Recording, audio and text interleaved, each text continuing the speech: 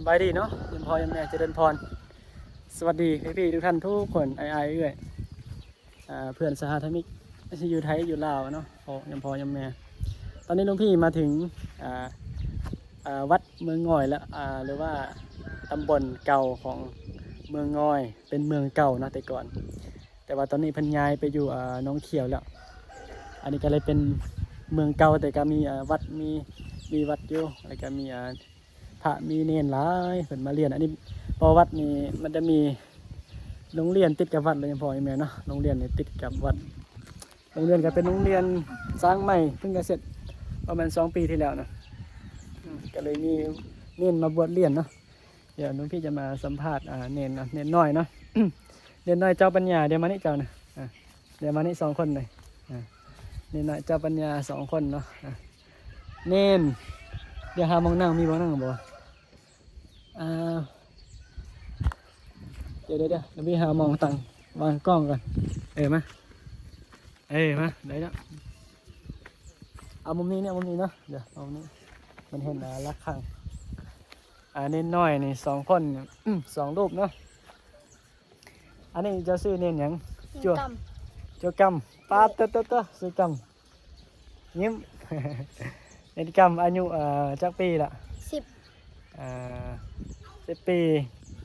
เบิ่งก่อนนี่10 ปีแล้วเห็นพอไหม10 ปีบวชดนหรือบ่ดนจักปีบ่จื้อบ่จื้อนะเฮียนอยู่ป .5 แล้วเด็กโอ้เน้นกำสามเณรกำเรียนป .5 แล้วบ่ธรรมดาเรียนป .5 สามเณรกำบ้านจะอยู่ไสลัดกอกอยู่เมืองง่อยเนี่ยบ่บ่อยู่เมืองหยังเมืองปู่อ๋อเมืองปะอู่ก็เป็นอำเภอหนึ่งของจังหวัดหลวงพระบางเนาะอย่างพอยังไงอยู่เมืองปะอู่บ้านลัดกอกลัดกอกเนาะเน้นกำอายุเท่าไหร่ปะ10 ขวบเบอร์ไซเคิลเล่นได้เพิ่น2 เสี่ยวเพิ่นอันนี้เน้นหยังเน้นบิ๊กเราดังเนี่ยเน้นบิ๊กเน้นบิ๊กอายุจักปี12อันนี้เป็นอ้ายวะอ้าย2 ปีเลยสามเณรบิ๊กเนาะยังพอยังเหมือนสามเณรบิ๊กเป็นบวชดนนะบ่ดนบวชดนจักมื้อ2-3 ปีป้า2-3 ปีมีบริษัทหาษาบวชอยู่วัดหันษากับมอมเคนคนในบทต้องขอสลองวัดบวชได้3 ปีแล้วเนาะฮอด3 ปีแล้วบ่ฮอดละตีเนาะฮอดละตีเนาะฮอดละตีฮอดแล้วเอาแล้วได้เรียนอยู่ป.หรือม.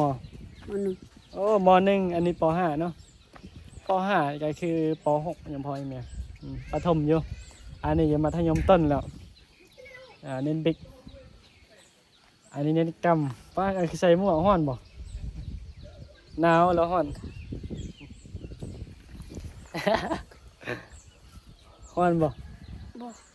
ฮ้อนบ่ว่าตัวตีน่ะ เน้นกำใส่หมวกเน้นบิ๊กเห็นยังคือมีนั่นใช่ไหมไวตามินส่วนป้ามันเตรียมจะสันมาล่าว่ะภาษาไทยเนี่ยมันจะสันก๋วยเตี๋ยวเนาะอย่างพออย่างเนี้ยเพราะว่ามื้อนี้เพิ่นมีถวายก๋วยเตี๋ยวเห็นบ่ถวายเส้นเพิ่นก็เลยเตรียมตะเกียบเนาะตะเกียบเพิ่นเนี่ยป้าเถอะ เน้นบิ๊กเน้นบิ๊กคนจะเป็นคนเมืองใดสนะฮะสนะเมืองหยังบ้านสนะบ่บ้านพลสนะบ้านพลสนะบ้านพลสนะเมืองง่อยอันนี้อยู่ในอำเภอง่อยเนาะอำเภอเมืองง่อยแต่คนนี้อยู่อำเภอปากอู้เป็นยังตาจะเป็นยังคนเตรียมจะสันเฟอร์เนาะอันนี้เตรียมนะปะไม่ถูกจังเลยภาษาลาวนี่เอิ้นว่าไม่ถูกนะเดี๋ยวมาเบิ่งอันนี้นะตะเกียบนี่ป้อต่อเอามือหักเอาเลยปะ เอามีดเนาะฟันเนาะเฮ็ดเอามือฮะ บ่ธรรมดาตั้งใจเรียนหนังสือเด้อปีนี้12 ปีเนาะอีก6 ปีก็ฮอด20 ปีเนาะ6 ปีบ่ได้ละอันนี้อีก10 ปีสู้ๆเด้ออีก10 ปีบ่อยากสิกดี บ่ เอ้ยสุดยอดเอ้ยเน้นกำเล่นเฟซบ่ บุยโทรศัพท์ โอ้ยมือโทรศัพท์เที่ย เลย อ๋อเล่นบ่เป็นเด้อเนาะใหญ่วันเลี้ยงนี่เด้อฮอด15 16 ปีเรียนม3ม4ก่อนเอาเวลาโทรหาแม่ได้เฮ็ดจังได๋ล่ะ ยืมโทรศัพท์อันเล่นมานี่เล่นเล่นโทรศัพท์มีอายอยู่ เลย อายเป็นเน่นเหรอ เลย มีอายอยู่เน้นกำนี่เน้นบิ๊กเดี๋ยวจะมีสามเณรหนึ่งเดี๋ยวเอาไปเน้นเข้ามาเป็นหมู่เนี่ยเข้ามาเป็นหมู่เอามากันได้พอเด้อไว้อันนี้เตรียมช้อนเตรียมช้อนเตรียมบ่วงยมพอยมื้อ เป็นตาหักเนาะยันนอนนะเพิ่นบ่เห็นบ่ไม่ถูกเพิ่นตะเกียบเพิ่นเอาจะซื้อเน้นหยังเดี๋ยวสัมภาษณ์ก่อน แคม จูแคม เลย จูแบ็คแคมจูแบ็คแฮมจูแคมเนาะจูแคมอายุจักปีนี้นะ 13 เปิดกล้องเนี่ย13 ปี เลย จูแคม13 ปีบวชได้จากมือแล้วจังเดือน ได้ปีหนึ่งแล้ว ครบปีแล้วสาธุเด้ออนุโมทนาสาธุยังพอยังมีเน้นหน่อยนะอายุ10 ปีบ่ 13 13อันนี้12 10 10เน้นบิ๊กเนี่ยเน้นบิ๊ก12เน้นกำ10 ปีแล้วก็ 13 เน้นอีหยังมาซื้อ แคม ซื้อแคมน้องพี่จำซื้อยากเพิ่นซื้อแคมเน้นแคมเป็นเตรียมจะซันเฟอร์นะมันมีถวายเฟอร์ถวายเส้นตะเกียมเพิ่นไปเฮ็ดมาจากไม้ไผ่ยังพอยังมี เฮ็ดเอาเองเลยโอ้เจ้าแคมอยู่เฮียนอยู่มอนะติ หมูส้ม มสองเจ้าแคมสามเณรแคมเรียนอยู่ปสองมีเน้นน้อยหลายเนาะเดี๋ยวหลวงพี่จะสัมภาษณ์แต่ประมาณ3 รูปเดี๋ยวจะพาไปเบิ่งว่าบรรยากาศของเน้นน้อยขอบใจเด้อเอาไปทำหน้าที่เป็นพากันเตรียมอาสนะเตรียมจัดไว้ให้ครูบาอาจารย์เพราะว่าครูบาอาจารย์มาทางเวียงจันทน์มาทางหลวงพระบางมาทางหลายจังหวัดเนาะอย่างพอเอ็มเนี่ยหนูพี่ก็มาหลวงพระบางเนาะมารวมพระมาหลายวัดมาหลายจังหวัดก็มาเพื่อจะมารวม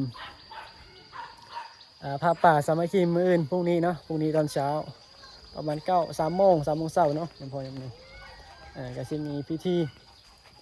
แห่พระป่าสามัคคีแต่ว่าหลวงพี่จะพามาเบิ่งอันนี้เป็นโบสถ์ด้วยอย่างพออย่างเนี้ยโบสถ์เห็นบ่โอ้เพิ่นนอนเพิ่นจำวัดอยู่บ่แบบนี้เด้อเนาะจำวัดอันนี้จะเป็นโรงเรียนนะโรงเรียนสร้างใหม่โรงเรียนสงฆ์อันนี้เป็นอุโบสถอย่างพออย่างเนี้ยอุโบสถสไตล์บ้านนอกบ้านนาเนาะส่วนนี้ก็เป็นที่พักของอาจจะเป็นบอนพระอะไรกับบอนนี่เนาะเพิ่นมาเป็นบ่อเพิ่นนอนโอ้ยนอนครับแต่ว่าตอนเว้นมันอากาศร้อนจังหน่อยเนาะยังพอยังไม่แต่ว่าตอนคืนนี่โอ้เย็นอากาศเย็นดีอากาศเย็นถ้าตอนคืนนี่อันนี้จะเป็นกล่องเลยทุกคนกล่องนี่ก็เอาไว้ตีวันพระเนาะไว้ตีวันพระ